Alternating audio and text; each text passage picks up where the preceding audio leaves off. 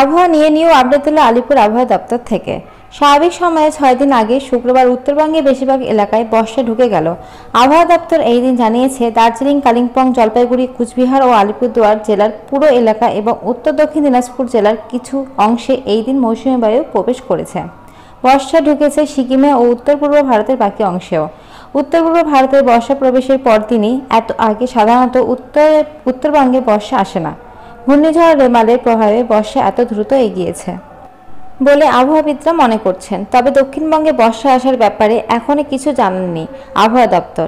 আলিপুর আবহাওয়া দপ্তর অফিসে অধিকর্তা হবিরবাবু রহমান বিশ্বাস জানান, দক্ষিণবঙ্গে বর্ষা আসতে আরও কিছুটা সময় লাগবে।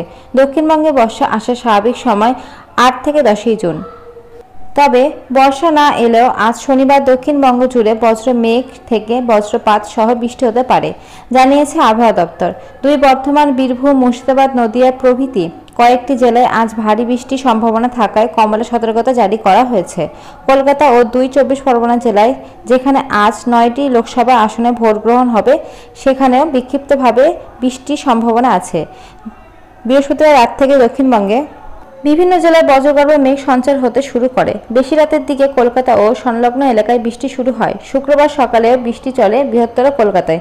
দুপুরে অবশ্য বৃষ্টি কমে যায়।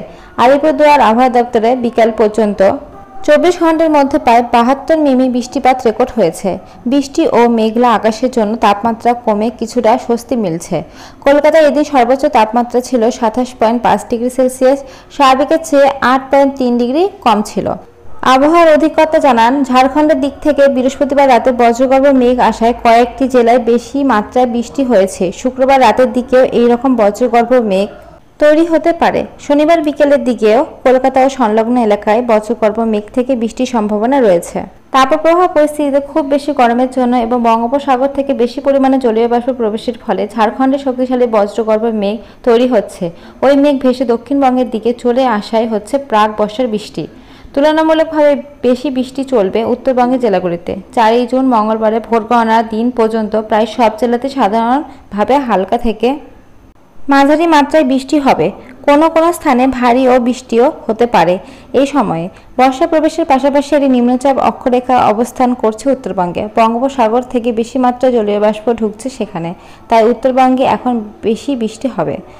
তো তোমরা দেখতেই পেলে উত্তরবঙ্গে কিন্তু এখন বেশি বৃষ্টিপাত হওয়ার সম্ভাবনাটা রয়েছে। আলিপুর আবহাওয়া দপ্তর থেকে কিন্তু এই আপডেটটা দিয়েছে।